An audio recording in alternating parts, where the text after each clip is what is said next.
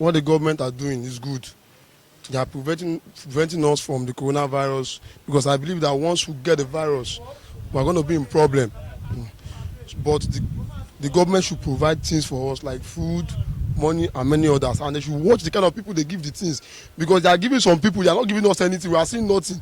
They will just come and write our name, collect our number, account number. We will not see anything. So please, people should watch people you are giving things to. They should sit down at home. I support that. But sitting down at home doing nothing, the government doing nothing, is not good. It's just risking their life. Someone can die of hunger. And again, this thing that is happening now, this lockdown, no food, no money, is causing a lot of nuisance in the streets.